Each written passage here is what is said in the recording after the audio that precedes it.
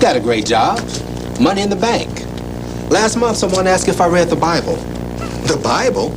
I'm successful, I'm happy. What do I need the Bible for? I can get more from the Wall Street Journal. But that made me curious. So I decided to take a second look. I'm on my feet all day. When I go home, I just want to turn on the TV and relax. But read the Bible? All those these and thous and begats? Who wants to struggle with that after waiting on customers all day?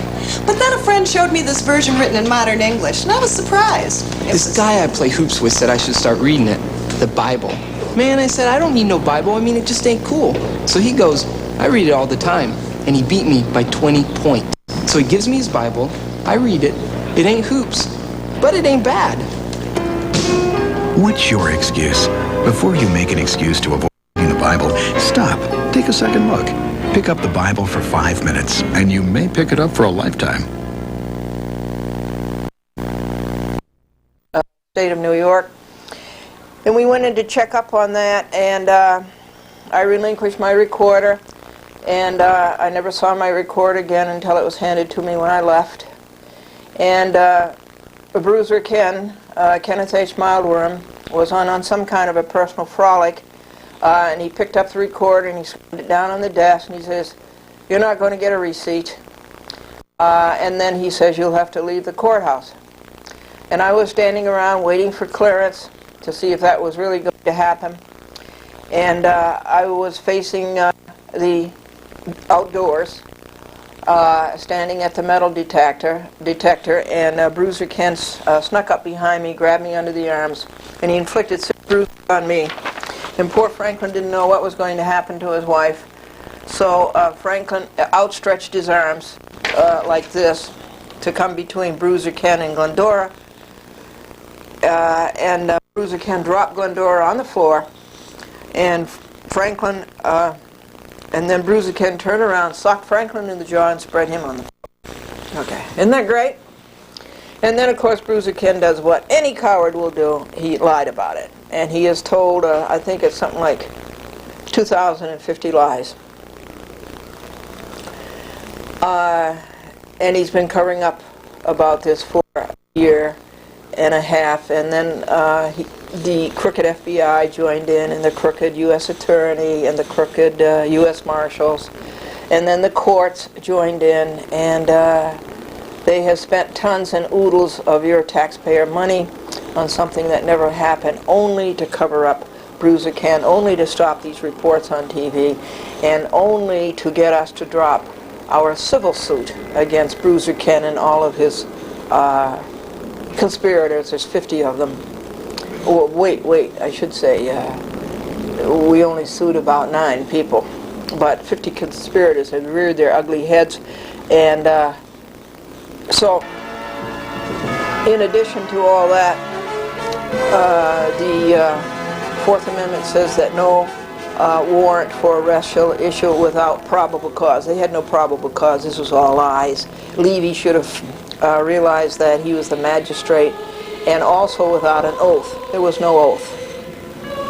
So that makes the whole action a violation of the 2 requirements of the Fourth Amendment to the Constitution of the United States Bill of Rights, and that makes the whole action, the criminal action against us, trumped up, phony, false arrest, malicious prosecution, and persecution. That makes that all unconstitutional. And therefore, that really takes away the jurisdiction of the ASRAC court to pursue the criminal case and for the false sentencing, the fake sentencing, and all that. So last week I read you the first 10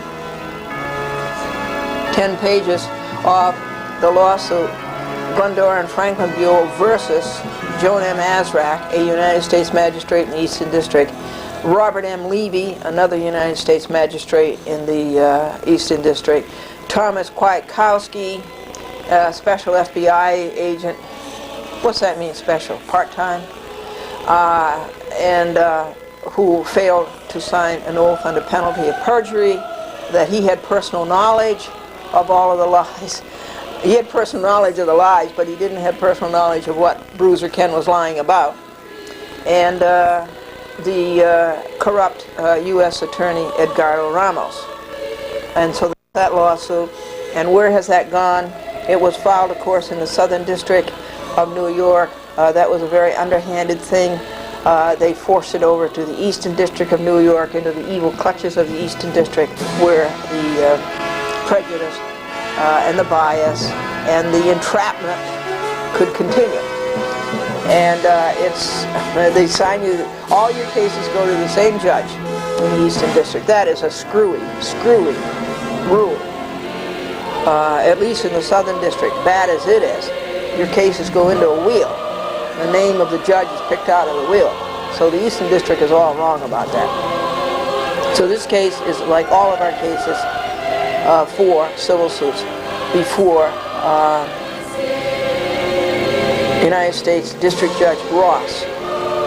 And the magistrate on that is Marilyn Dolan Gold, not related to the Dolan family of Cablevision. All right.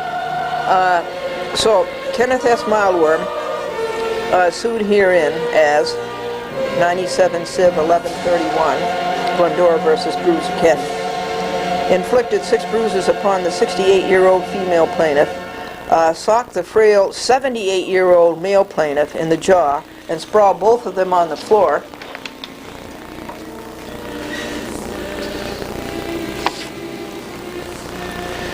Then these plaintiffs were falsely accused of assaulting Mr. Mildworm, falsely arrested and put through hell in 10 months of adjudication and 4 grueling days of trial.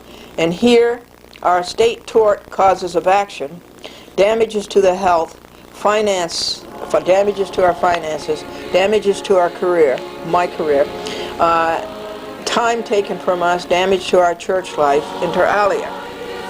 Now,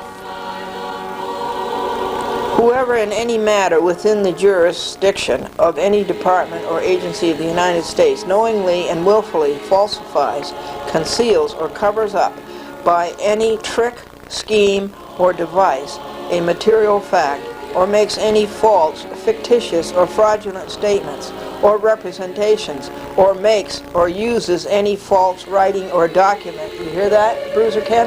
That's you. You have done all of those things, and you've done them several times. Knowing the same to contain any false, fictitious, or fraudulent statement or entry shall be fined under this title or imprisoned not more than 5 years or both. That's you, Bruiser Ken. That's the very thing that should happen to you and Raymond H. Sullivan and John McHale and Anthony McHale. And you, Patrick Quint, you all did this. That's Title 18 U.S. Code, Section 1001. You have all committed this crime. And you should all be imprisoned not more than 5 years. And you should all be fined.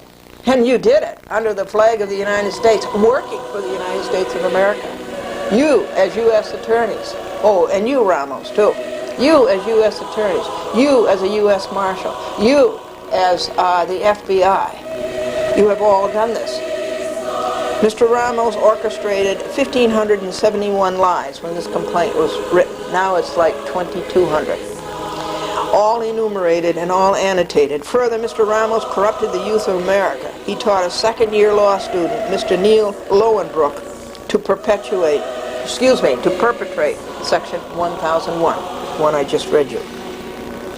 No declaration. Mr. Ramos never declared under penalty of perjury that he was telling the truth, the whole truth, and nothing but the truth. He never has, folks, to this day. Violation of due process, Fifth Amendment. Plaintiffs were denied their statutory Rule 16 rights for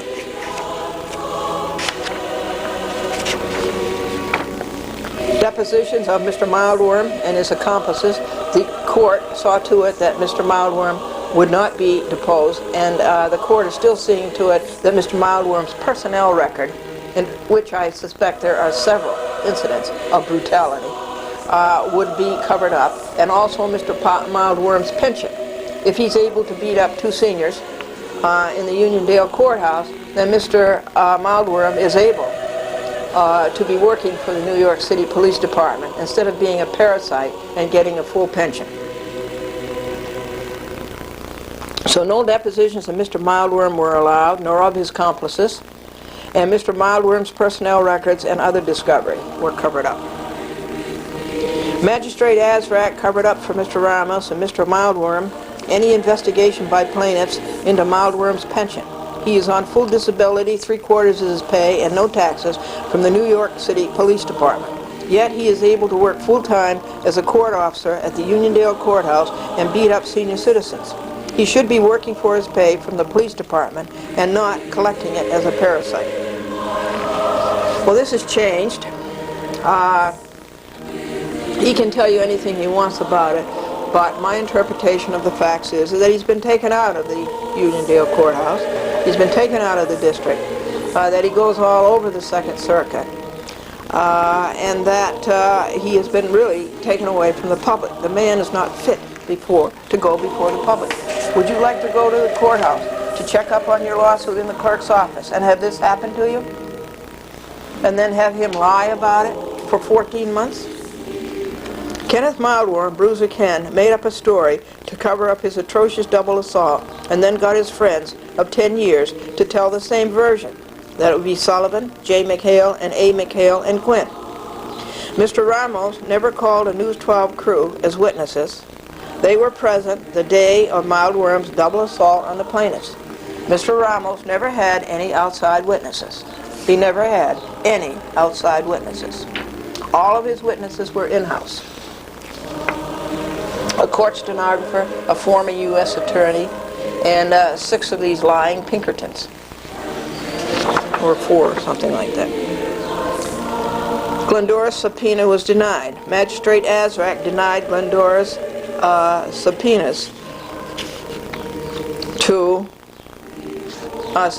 to examine the News 12 crew, to have them tell what they saw.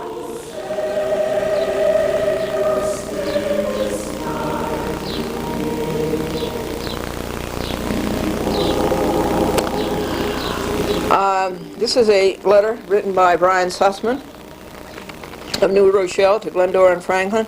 Enclosed are 2 sets of U.S. Constitution amendments, as well as the preamble and all of Article 3 and some notes.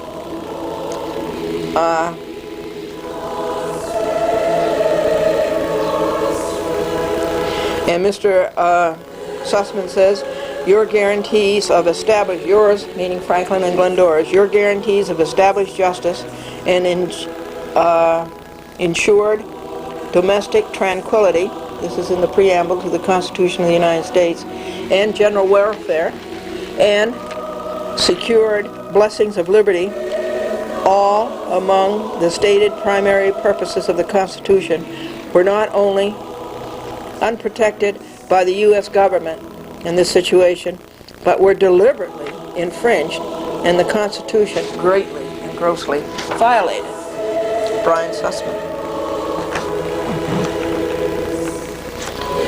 And about Article 3, Brian Sussman says, I see no constitution guarantee of trial by federal district judge, as Article 3 only requires a Supreme Court with all other inferior courts, such as district magistrates and judges and Court of Appeals judges, unrequired by the Constitution, with Congress being granted the right at Congress's whims to establish inferior courts as the Congress may from time to time ordain and establish. So what you call an Article 3 judge is a judge who, while not required by the Constitution, is evidently required by congressional statutes and rules, or the rules of the U.S. Supreme Court itself has created as permitted by the U.S. Constitution. About Amendment 1, Brian Sussman says that Franklin's and Glendora's rights to assemble peaceably and petition the government for redress of grievances has been violated. And how? About Amendment 4, Brian Sussman says, your right to be secure in your person, papers, and effects against unreasonable searches and seizures was violated by the failure to grant you a receipt for your effects. And the seizure was furthermore warrantless. And furthermore, Fourth Amendment, no probable cause. No warrant shall issue without probable cause, and no warrant shall issue without an oath. Both of those were violated. Amendment 5 says, Mr. Sussman, you were deprived of liberty and property without due process of law, your tape recorder, although you were unduly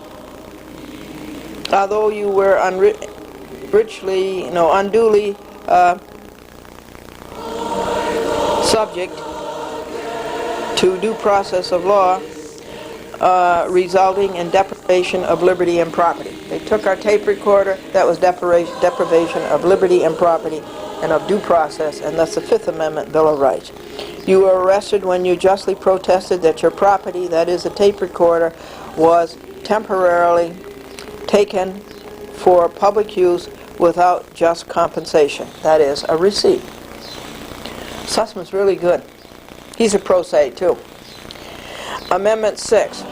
You can only be sentenced for those crimes that for which you first must be informed of the nature and cause of the accusation. And Kwiatkowski never told me why I was being falsely arrested or why I was being arrested. He never told me. What a frame-up.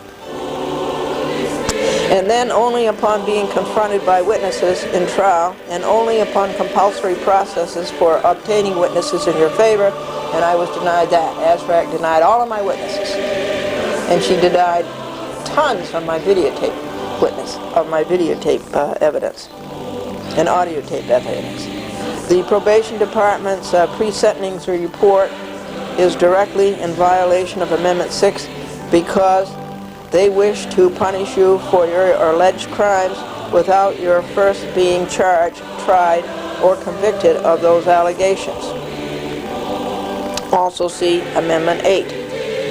Amendment 8. The probation department's pre-sentencing reports is directly in violation of Amendment 8 because they wish to punish you for your alleged crimes without your first being charged, tried, or convicted of those allegations, and without your being confronted by witnesses in trial, and only upon compulsory process for obtaining witnesses in your favor, all of which is a cruel and unusual punishment. See also Amendment 6. Again, this is Brian Sussman, a friend of ours, a public access producer, and a pro se. This was all put before ASRAC and totally ignored. And now it's before Ross and before Go. Jury misinstruction. Jury was not instructed on the following. Mr. Ramos failed to prove fear, and Mr. Mildworm testified no fear. Second element, assault. This is an assault is an unlawful attempt or offer with force and violence to do injury to the person of another with such apparent present possibility of carrying out such an attempt as to put the person against whom the attempt was made in fear of personal violence. So ASRAC failed on that jury instruction. Ramos failed to prove fear, and Mildworm denied that he was in fear. So the whole thing has to be thrown out. Isn't it amazing how crooked they can be? Under the flag of the United States of America? Procedure. Neither Magistrate ASRAC nor Magistrate Levy has a copy in chambers, nor do their clerks know about the rules of procedure for the trial of misdemeanors before United States magistrates. They are both magistrates, but they don't have a copy of the rules of procedure for the trial of misdemeanors, and this was classified as a misdemeanor before United States magistrates, or falsely classified. It was effective June 1st, 1980, and it was amended on June 1st, 1983. And I looked for it everywhere, and I asked everybody, where is it, where is it, where is it? I don't know, I don't know, I don't know, I don't know. And I found it accidentally. It's in the appendix. Where was it? It's Title 18, I believe, U.S. Code. It's in the appendix. Arraignment. Plaintiff had 2 arraignments. The second was on March the 29th before Magistrate Azraq and did not follow Rule 2. Fools of selves. The Westbury Bankruptcy Court, the White Plains Federal Courthouse, and the Uniondale Courthouse make fools of themselves, not giving a person a receipt for property they demand be left with them. Everywhere, citizens, courthouse employees, and others expressed dismay that the conspirators had not dropped the case. Isn't that amazing? They would rather go through life with this on their record. They would rather pass it on to their progeny. They would rather embarrass their predecessors than do what is right. Not only what is right morally, but what is right before country, what is right before God. Plaintiff asked Magistrate Azraq to sign her subpoenas. The magistrate said yes, but she never did. Word came down that lawyers should stipulate, but Mr. Ramos defied the court. Consequently, plaintiffs were done out of 6 New York State court officers who would have testified that plaintiffs Franklin and Glendora had been through the security 300 times with nothing but pleasant encounters. More witnesses we were denied. Intimidation. At trial, plaintiffs were constantly intimidated that if they called the witnesses they wanted, Mr. Ramos would put on the stand more of his buddies to badmouth and lie about Franklin and Glendora. And so, I never got my court officers, New York State, who would testify on my behalf. No evidentiary hearings. Due process is denied again. Plaintiff had evidence. Mr. Ramos did not. Magistrate Azraq favors Mr. Ramos. Not enough evidence to go to trial. But Magistrate Azraq joined the conspiracy. There wasn't enough evidence to go to trial. We never touched Bruiser Kim. He lied that we did. And it all sifted down that Glendora reached up and touched his arm.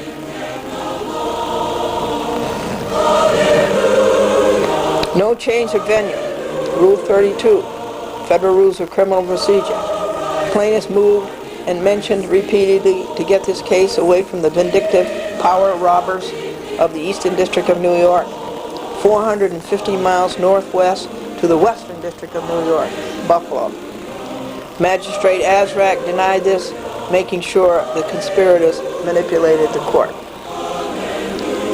Title 28, United States Code 3720.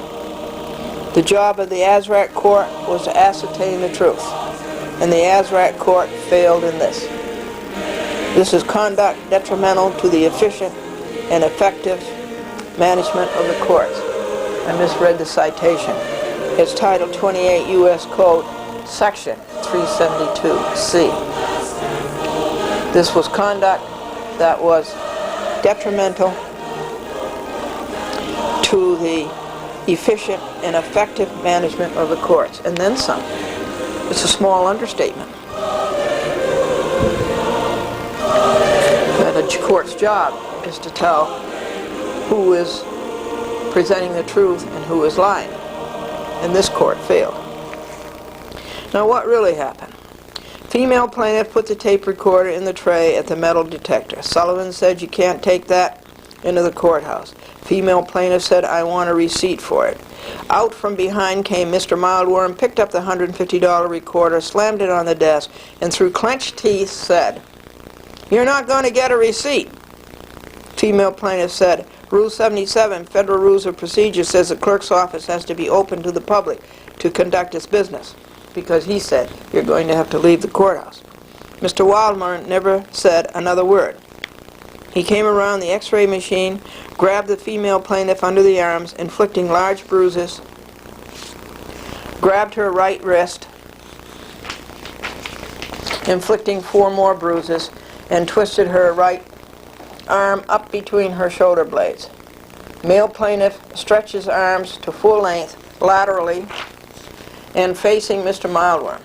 Stepped between him and the female plaintiff to to protect her from whatever Mr. Mildworm intended to do. Mildworm dropped her to the floor, punched her 78-year-old husband in the jaw, and knocked him on the floor. Civil action.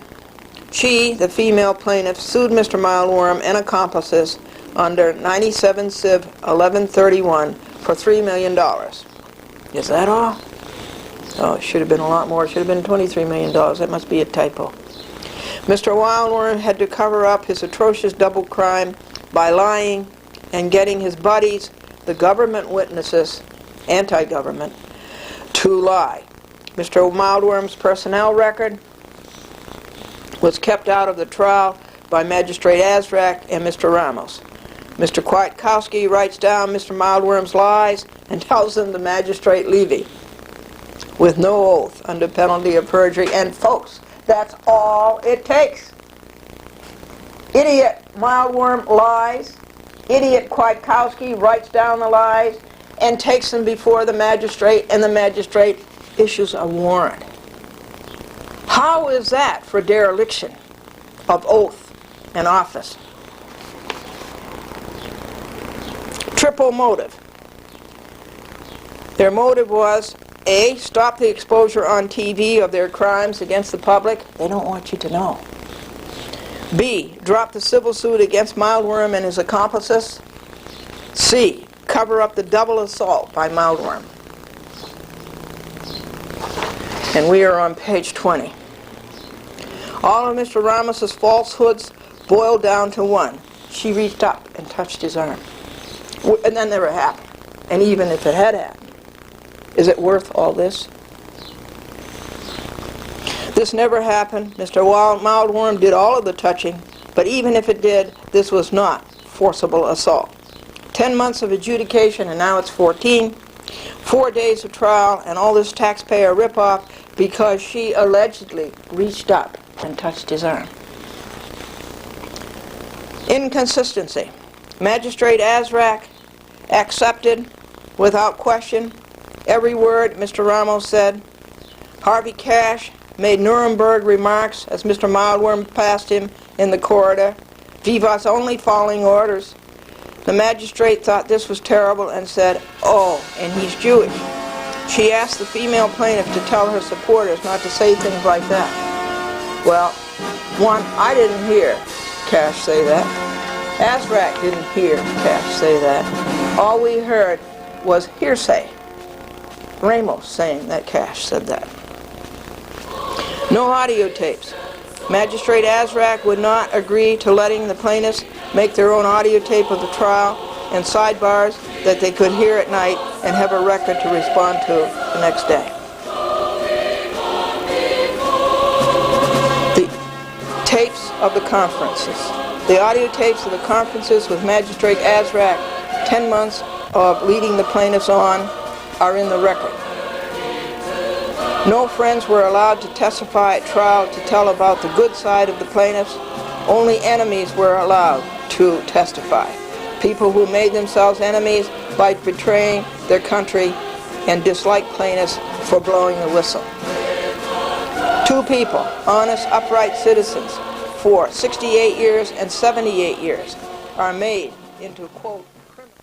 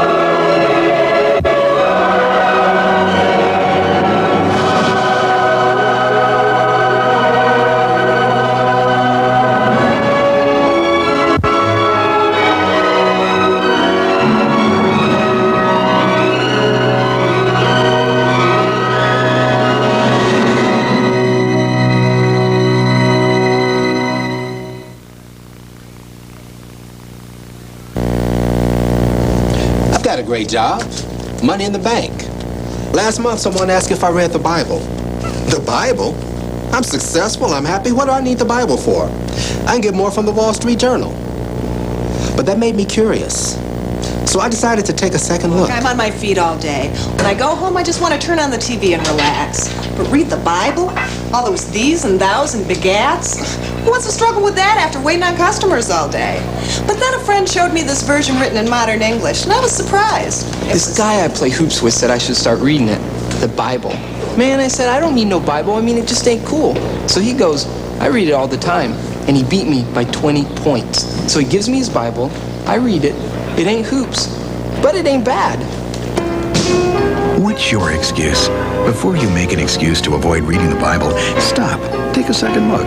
Pick up the Bible for 5 minutes, and you may pick it up for a lifetime.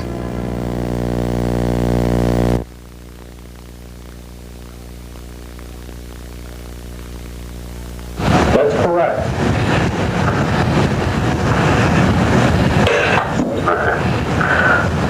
All right. So, put one on, okay? Very good. Shoot key as a control. Thank you, John. Okay. Thank you. I'll talk to you again. I'll be right back. He said he'd be right back, John.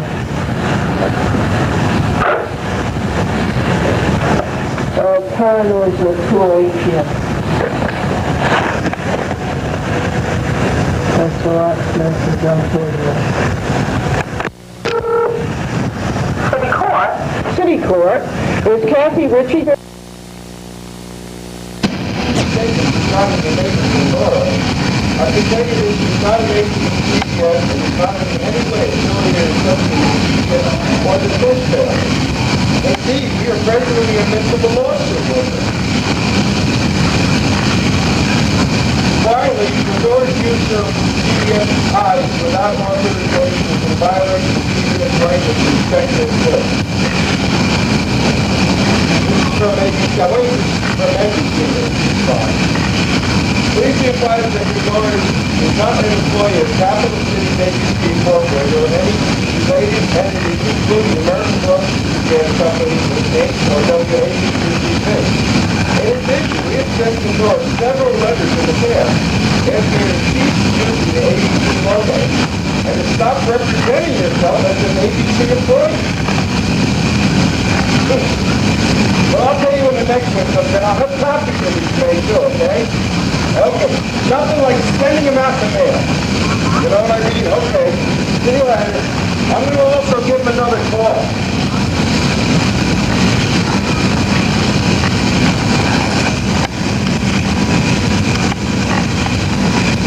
Okay, you heard all that. That was Daniel Walsh. He certainly wanted you to hear all that. The time is 2:50 p.m. and the date is June the 10th, 1993, Thursday.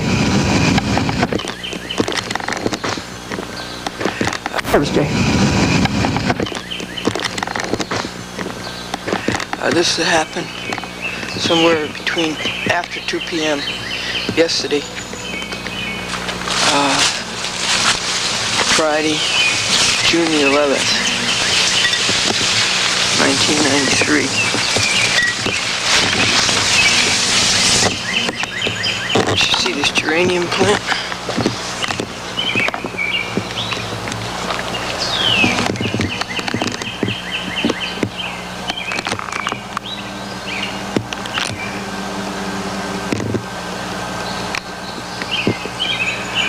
It was either stepped on or pulled up. This geranium plant was left intact. This geranium plant was alright. And this one was alright. And this patience plant was alright.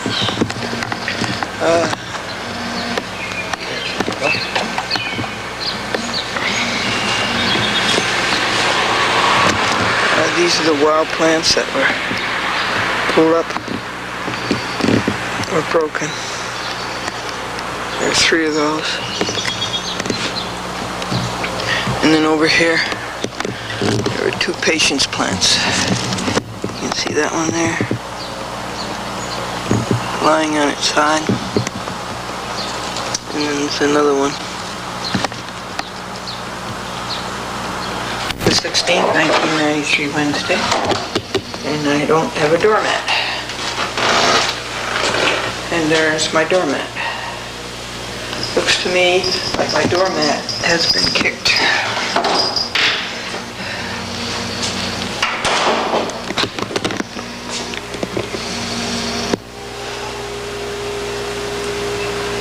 This is June the 16th, 1993, Wednesday. Time is 10:37 a.m.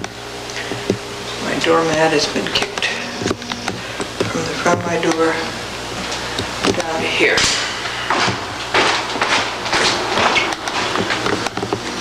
So we'll return it. It's the same morning that the summer was all vandalized.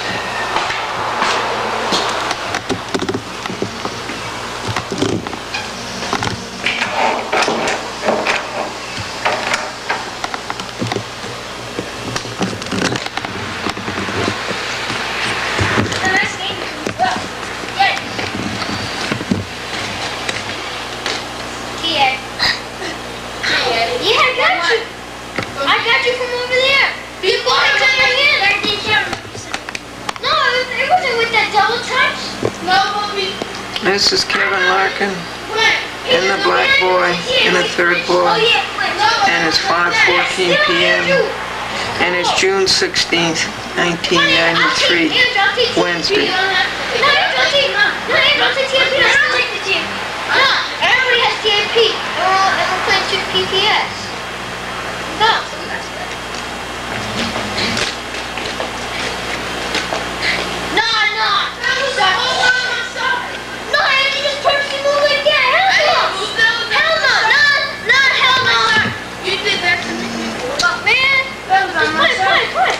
Who cares about it? Yeah, me. Please, me.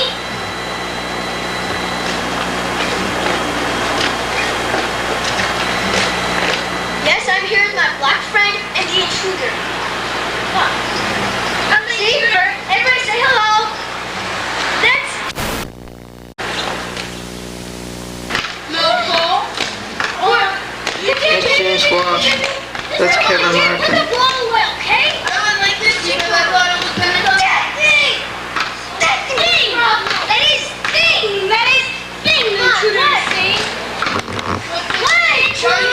It's 5:26 p.m.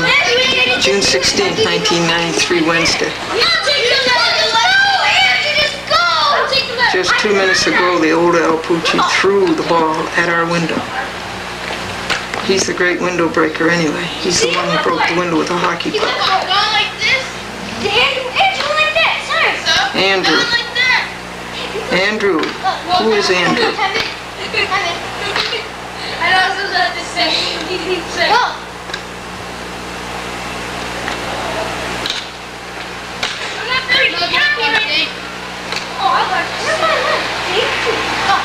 You don't have a TV because before, James Walsh. Andrew would have had like this. I know. Oh, no, it's my voice. I got another.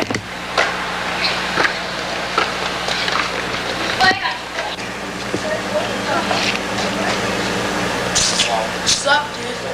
Let's sing the national anthem again. Listen to all.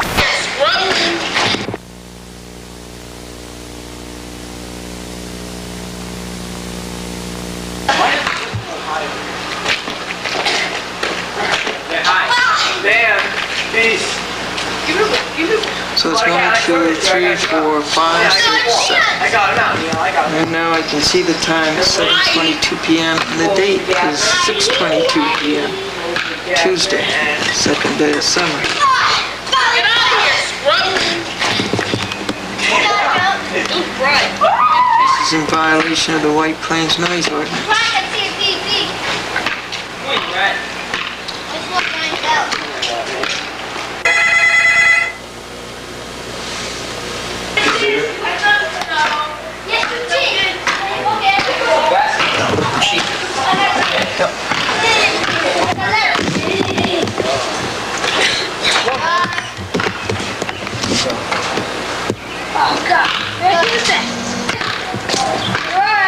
Brian Brian Larkin. No, there isn't. Who says? And Kevin Larkin. I know you like it. And the Dr. Larkin. And the Mexican boy. The little school. 1, 2, 3, 4, 5. The time is 5:05 p.m. The date is June 23rd, 1993, Wednesday. I'm a troublemaker. You see? We broke his arm because he was being a bad leader. Yeah, see? That's what we did. No, it was cool. Wow. Hey. So you want to go right here?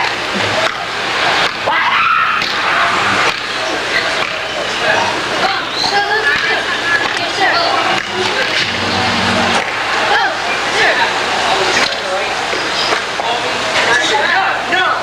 No, she can do it. And I said, no, until she goes.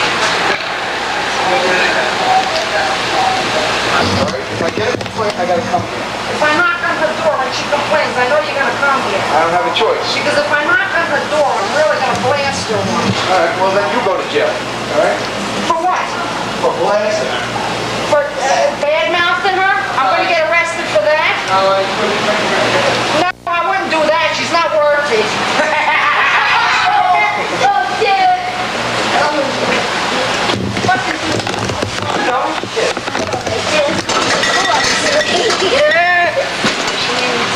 You know it's a problem that she don't have a wife. Hi.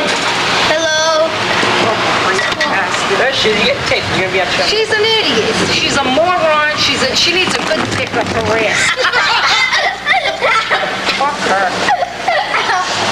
Mental case. I'm not gonna do this until your mother comes home. She needs a good piece of ass. That's because she got no kids. She probably can't have any. That's what's her problem. This Franklin's wasted. You guys go finish playing. I'll bark at you after. All right. Let's go finish the tag. Who is it? Andrew? Yes. No. Please. If you had kids of your own, you wouldn't be doing this. Maybe you can't have any. You want to give her the time, then, Kevin? It's like 4:50.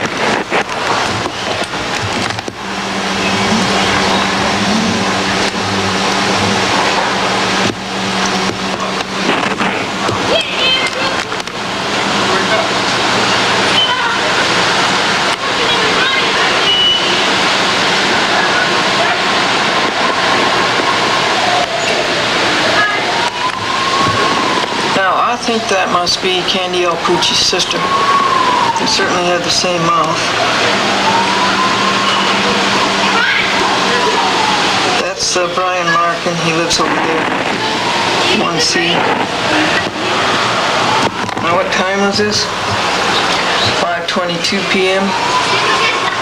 What day was it? June 23rd, 1993, Wednesday.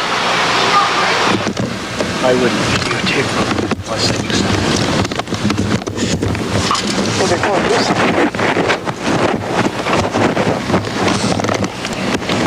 Oh, boy.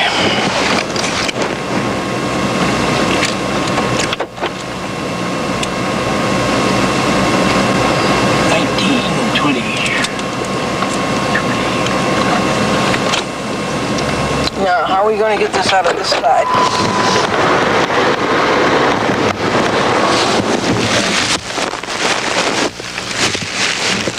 Take the TV set first, okay? Take it first.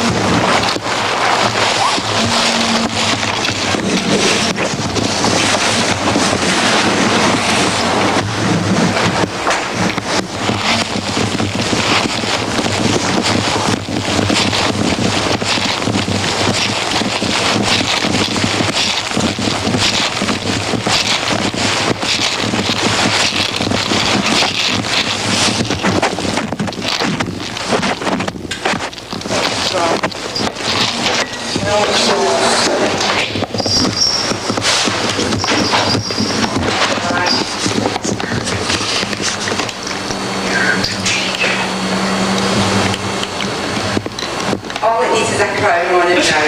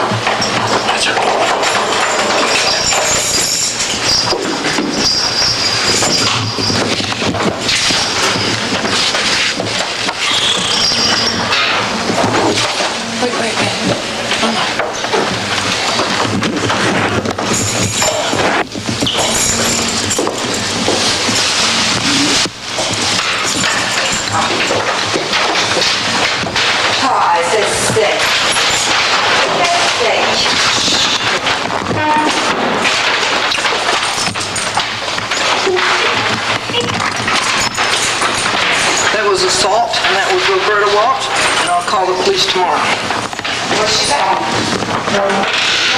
You know, all the troubles at Candy Alpuche and Ferdinand Alpuche cause.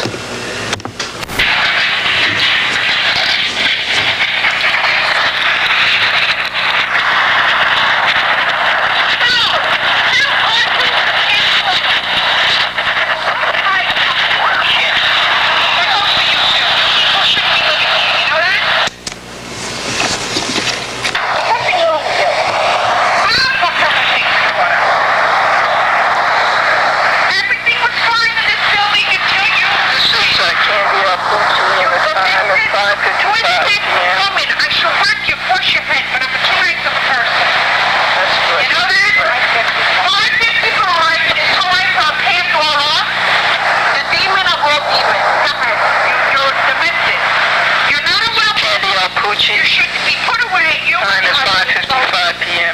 He's my bitch. Date is June 23rd, 1993. And this is apparently your sister. And this is apparently okay, I'll go around. Go ahead. I feel sorry for him because he's going to deal with her. He's going to be just as twisted to be married to this lunatic woman. That's what you are, is a lunatic, demented, twisted, fucking son of a bitch. That's what you are. You know that? And you're lucky, you're very lucky that you're an old hag. You're lucky that you're an old woman. You know what your problem is? You're upset you never had children. God has denied you children. You know why? Because you're an evil, evil woman. You're an evil woman. God punished you. You don't deserve any. This is why, go ahead. You know what you could do with this thing? You could stick it up your vagina. That's what you could do with it. And douche yourself with it. Now you come to today trick or treating? Trick or treat? This is Roberta Walsh. Yeah, shut up. Roberta Walsh. Both of you.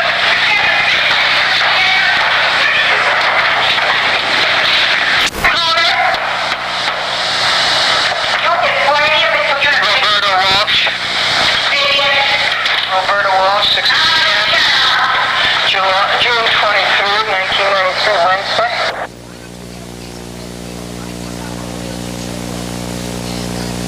What's the problem? Well, I think that it ought to be reported. Where are you calling me from? 21 Greenridge Avenue.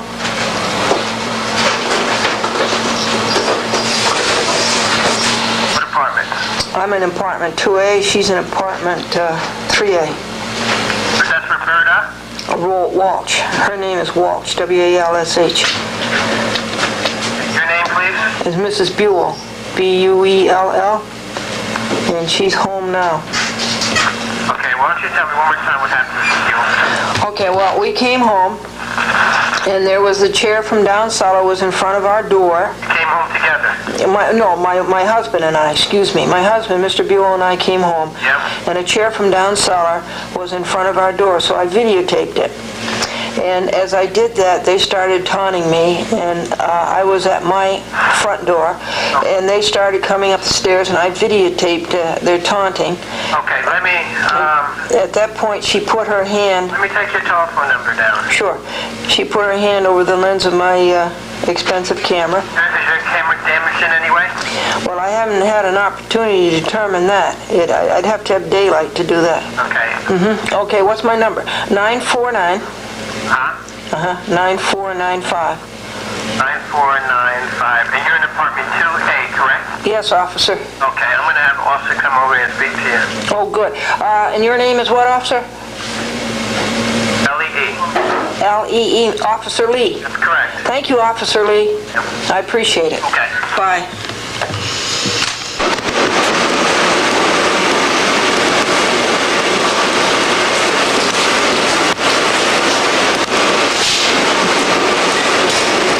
This is the water in the cellar, and this is after a light rain.